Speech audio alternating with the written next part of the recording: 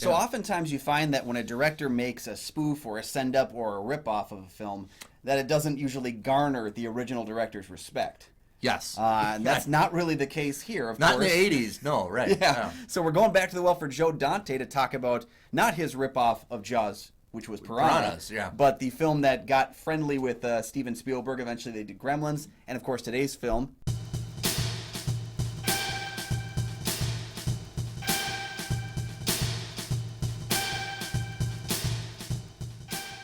Hey, welcome back to the show. I'm one of your hosts, Kyle Goethe from GoatFilmReviews.com. Hi, everybody. I'm Nick from the St. Paul Filmcast. Thanks for finding us. Thanks for watching. And for our loyal fans, sincerely, thank you for continuing to follow and support the show. You can follow the show on Twitter and on Instagram. Yes, we do have a Patreon. Check that out for some great deals and some great content and an opportunity to tell us what movies to review in the future, just like this one with Patreon Tyler Prawl. Yeah, thanks, Tyler, for picking Innerspace. Great movie to talk about. We're excited about it. So yeah, you can also follow Tyler Prawl on TikTok, Instagram, and Facebook. He's got TikTok. Yeah, he does have TikTok. All right. Yeah. Both Kyle and I are members of the Minnesota Film Critics Alliance. Check out that webpage for critics reviews as well as ours. And today we're talking about a late 80s kind of a hit, comedy hit. It was Innerspace. When test pilot Tuck Pendleton is miniaturized in his new age ship to be able to enter the human body, he's accidentally injected into the body of neurotic hypochondriac Jack Putter. The two are able to communicate via Tuck's use of Jack's eyes and ears, but now a group of hired goons is searching for Tuck and the tech, and there are two opposites that are going to have to work together with Tuck's old flame Lydia to keep them all safe. Spielberg and Joe Dante became friends after Dante kind of spoofed Spielberg's movies in the late 70s, and then they did Gremlins together, which is kind of funny. I love that they got Gremlins. They made Gremlins, and all of a sudden they forgot. Oh, we got to make the Gremlins. Yeah. They forgot to make the Gremlins, and then they had an opportunity to make this movie. I don't know the backstory. I tried to figure out if Spielberg wanted to do this initially, or he just handed the keys off right away, thinking there was somebody else. Well, so it sounded the first screenplay was done by Chip Prost, who's credited on there as well. He did a first draft heavily inspired by Fantastic Voyage, as the finished product is as well. Yeah. But this film was basically Fantastic Voyage, still serious, but if the person could communicate with the ship inside of them. That was the big twist on the Fantastic Voyage idea. Yeah, and it's that comedy of like the voice in your head telling you to do things. Yeah. That you're not in control of all your functions. When the studio got a hold of it, they hired Jeffrey Boehm to do a rewrite. Jeffrey had done a lot of rewrites. He's very famously known for writing Indiana Jones and the Last Crusade. He did The Dead Zone with David Cronenberg. So he's done a lot of stuff. He's met Spielberg. Yeah. And he did a bunch of work on the Lethal Weapon franchise, which makes him an instant classic in my mind. But he had done a lot of rewrites, so he came in, he was told to kind of comedy it up a little bit, make it a little bit more fun and engaging as opposed to a serious film, because it would have been a little bit more laughable, I assume, that way. Right, because this movie does not relax. It is crash bang stunt people all the time. Yes. Even when they need to stunt people, even when the engagement of Meg Ryan and Dennis Quaid are together, the chaos. Yeah, I forgot all the random little like subplots or like mythology pieces that kind of were peppered through here, and that seems like very much a Jeffrey Boehm inclusion, especially as well with Joe Dante. And so Boehm had written the screenplay, got into the hands of Steven Spielberg, who was really excited, was going to direct, as well as a couple other people that were kind of. I just want to verify. That's that's kind of what I researched. Yeah, and I couldn't figure out exactly why Spielberg eventually chose to produce. It does seem like if he can't get the ball rolling himself, because even the greatest like Spielberg can't always get the film going. And I think he just kind of stepped aside and realized this project I can't access, but my buddy Joe Dante can. And I think Joe Dante is an inspired choice because even though Gremlins is less of a horror, it's still a horror. Piranha was a horror. The Howling was a horror. There was a lot of horror in Joe Dante's world. Innerspace is very much, sci-fi heavy, but not really horrific. So it was kind of an inspired choice to go someone not horror. Right, and this is Spielberg producing. This is the late 80s. This is 87, where Spielberg is getting a lot of criticism for his movies pretty much are empty escapism. There's really nothing behind him other than just entertainment value. And I think at this time he was exploring something to do with a little more meaningful, a little more meat on it. He will do Empire of the Sun. So I think that was another thing that he wanted to challenge himself to do something a little more serious, but hand out the keys. Keep his fingers. I think Color Purple was 85 as well. Yes. So he was kind of in that kind of let's just say the artistic Spielberg. Yes. The Academy Award Spielberg was kind of that era was beginning. Yeah, you're probably right. Maybe he was like, these are movies I want to make, But if I can just kind of help lift up the people around me too, then I Right. can have the involvement of seeing that film get made. I think he's a big proponent of, if I can't make the movie, I'd like to still see it get made because I would love to watch it. And I think that's what he got here. So you have Dennis Quaid. This is coming off of him just doing the right stuff. Mm-hmm. We talked about that. Interesting. We should do a double feature of the right stuff in this movie.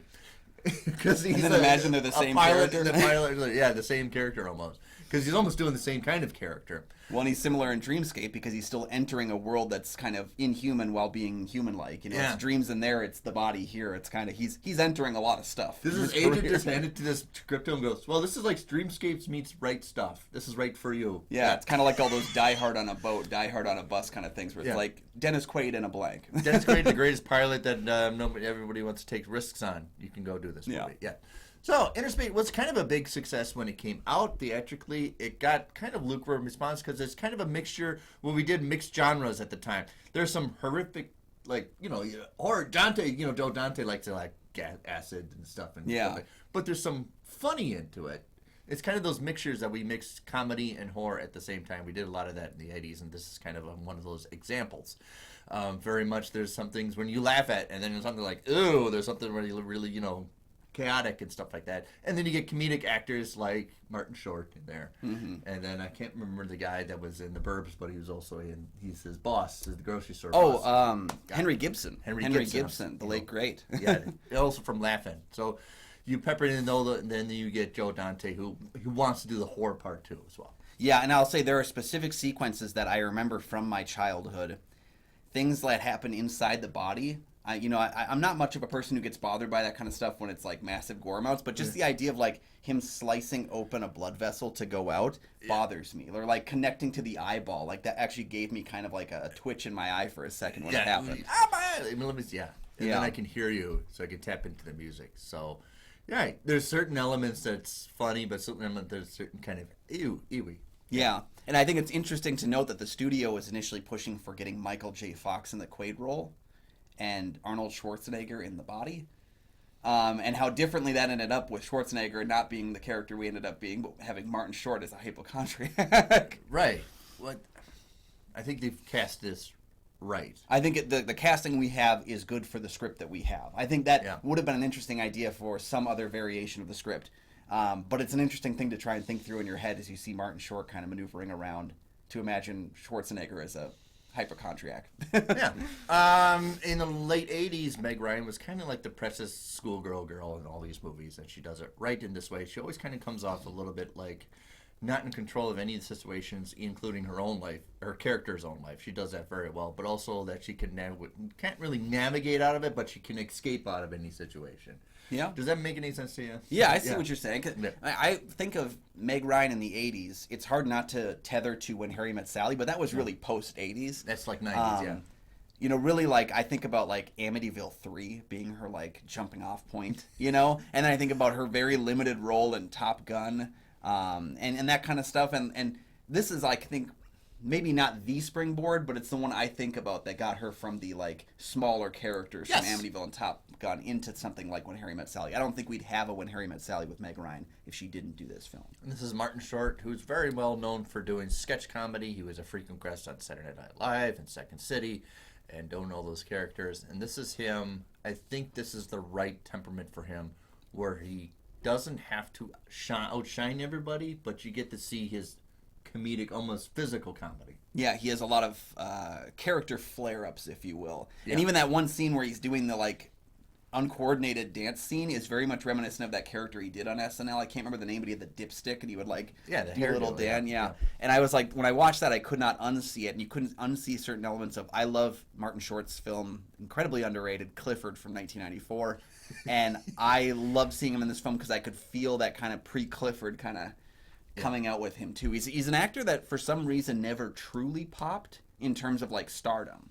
No, he never headlined a bunch of films, but he was always welcome in every one I saw.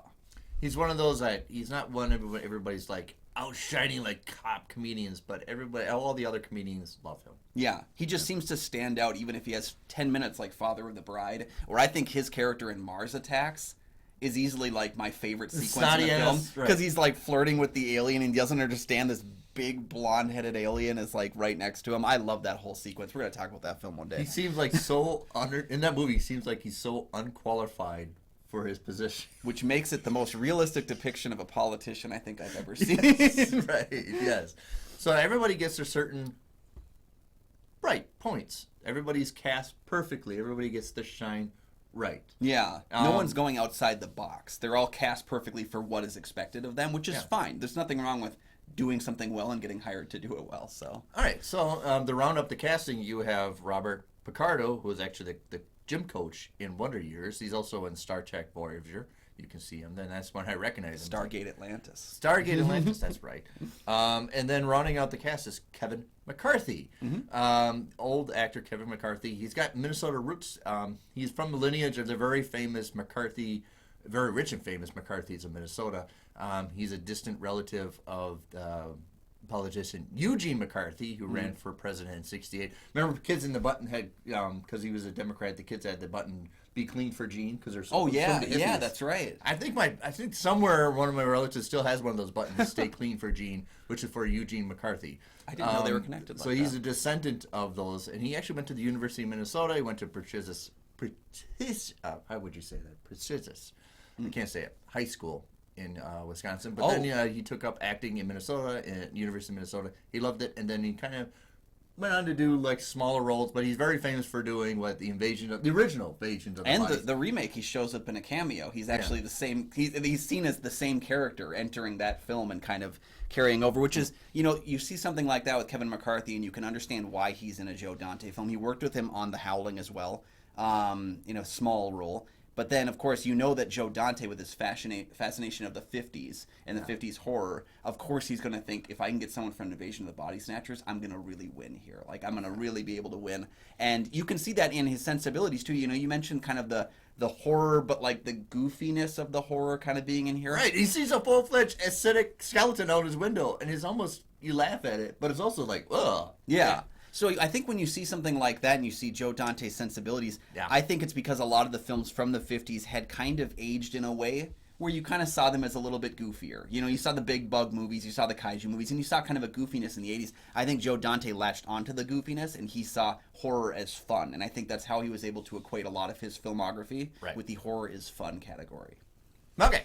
That's enough now. Up next will be our review. Of course, it's going to be obvious. We've seen this many times before, of Innerspace. Even though it won't be in everybody's top 10 movies of the late 80s or something like that, but it is kind of a footnote, kind of a great movie to watch, especially if you want to watch something from the late 80s. Obviously, if you pick Joe Dante's best movies, I don't know if this will be in the category, but it is a lighthearted, fun, kind of an entertainment movie. Yeah, the problem is it just never seems like when people talk about those great Joe Dante films, it's always the Gremlins, it's always the Howling, it's the big films that really claimed his career. But Joe Dante's had a lot of, it seems hurtful to call them B movies, but lower level movies that kind of just always percolate around, like things like this, things like Matinee. Yeah. I think he doesn't get enough recognition for Small Soldiers. He did a Looney Tunes movie in the early 2000s that I think is a lot of fun. I wanted to cite that because there's a lot of Looney Tunes references in this movie. You have Bugs Bunny peppered throughout the movie, thing. But the sound effects, when he goes smaller, you get the very Looney Tunes sound effect. Yep.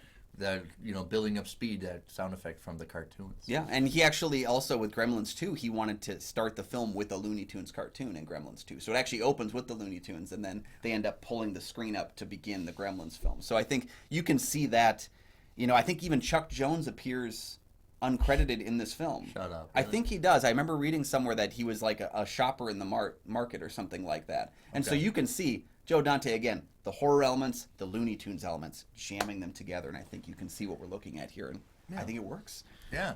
It's funny that we don't really see Martin Short do his stuff until we're like 40 minutes in the movie. Yeah, because he has to be injected for him to kind of start loosening a little bit. But it's such 80s. I mean, you got you're at the mall, you got the conspiracy, the private sector doing this. I don't think this is a government-run film Yeah, because it seems like that other pilot who finds out that Tuck is involved is kind of like you idiots. Like, kind of, it's kind of like we couldn't get the big name guy from the government, so we got the washed up drunk, to kind of be our character. So I think that kind of, yeah. And the scientist in the lab coat biking, but he's out biking the car. Yeah. Yeah, then he goes into the shopping mall, but then you can see the stunt guy with his lab coat biking and all that stuff in the stunts.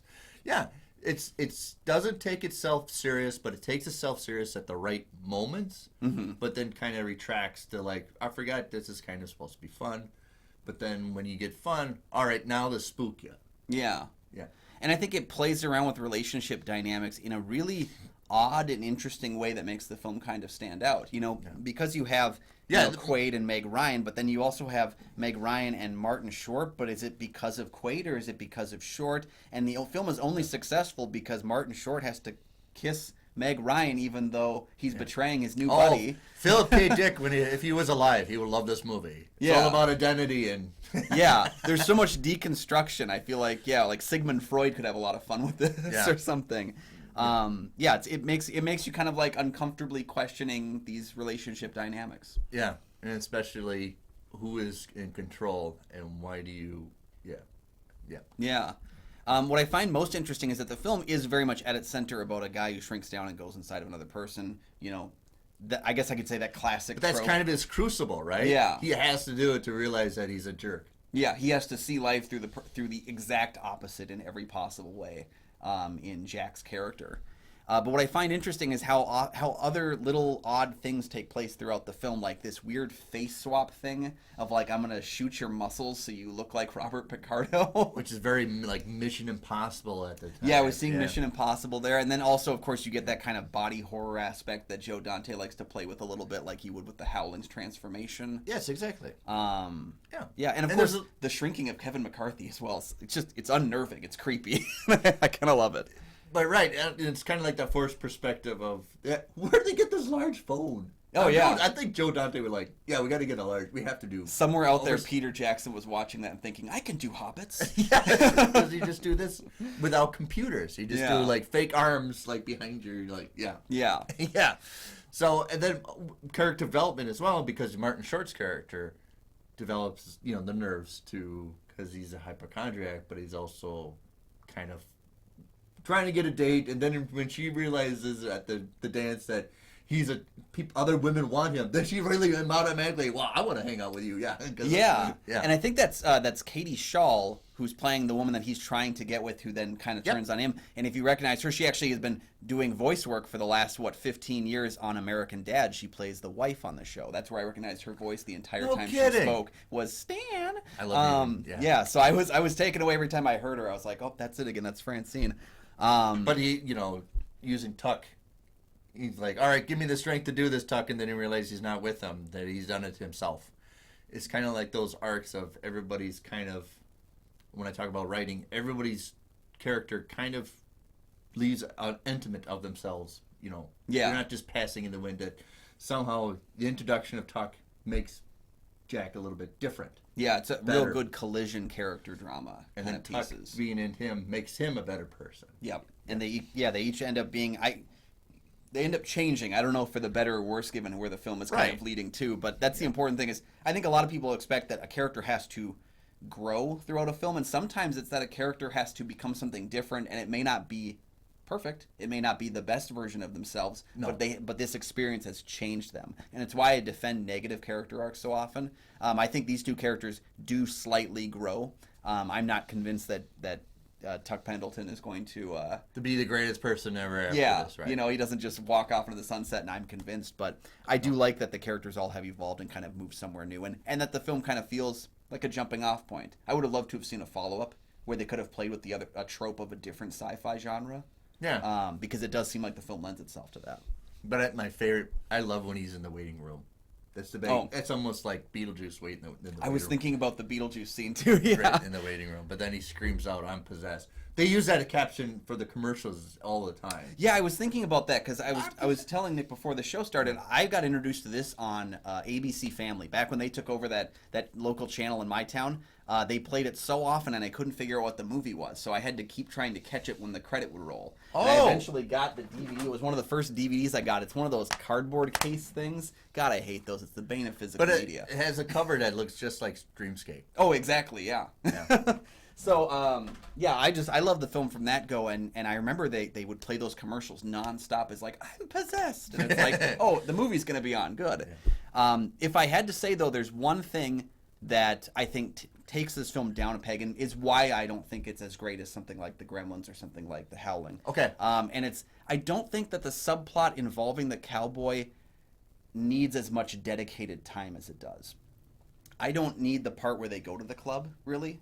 I don't find that part is as captivating or interesting. I wish they had just knocked out the cowboy at the hotel, done the face swap, and then went on their way. Because I feel like the film does slow down when they get to the club, and I'm not as engaged as I am every other time. That's what we did in the 80s. Everybody had to go to the club all the time. Yeah, I can see the influence of why it's there. Any Brat Pack movie, you had to go to the club. Yeah. But I just feel like at 2 hours, the film does have, there's so much zaniness. Imagine a 2-hour Looney Tunes cartoon. It does. Right, because this movie starts right away of him trying to find the bathroom in the kitchen, and he gets tossed out, and then it turns into a fist fight.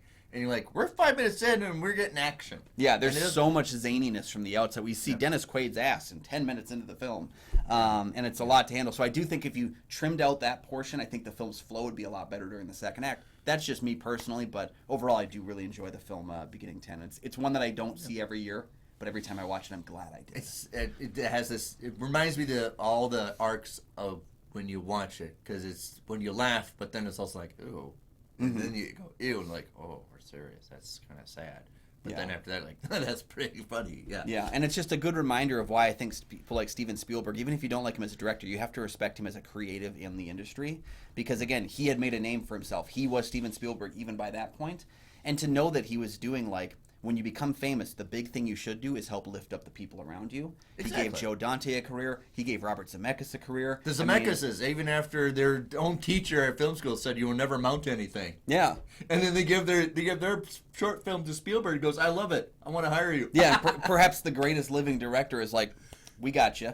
And I think what's fascinating is when you listen to Joe Dante talk about working with Spielberg, and he says Spielberg was less of a, Joe, here's what you need to do, and more of a, let me keep the studio at bay. And so he would fight, he would protect his directors and let their visions be seen. That's why so many films produced by Spielberg they feel like a true vision from the director, including when Spielberg produced the Transformers films. Those are very much Michael Bay films, but it's because Spielberg let him make a Michael Bay film, for better or worse.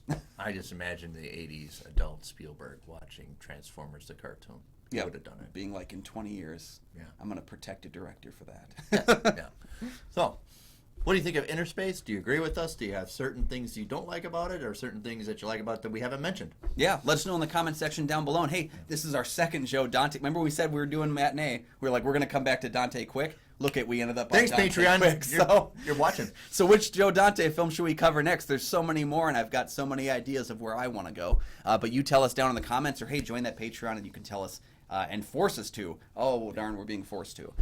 Thank you guys for joining us so very much. You can find all of my film reviews over at goatfilmreviews.com. And before we go, if you want to look on YouTube, he's a great person to watch his interviews. He's Joe Dante. Oh, yeah. He's great to talk about, arcs of films and his tastes and what. He has that Trailers from Hell. I think that's what it's called, where he has people watch old trailers and comment on them. It's a fascinating channel. In Search of Darkness, there's many times they cite Joe Dante. So even if you're not a movie, if you want to look up, there's great interviews when he talks about films, all in his own films as well. Yeah, check out his post-mortem interviews. Those are some of my favorites. So Nick, where can we find you? You can find my show, St. Paul Filmcast, anywhere you find podcasts.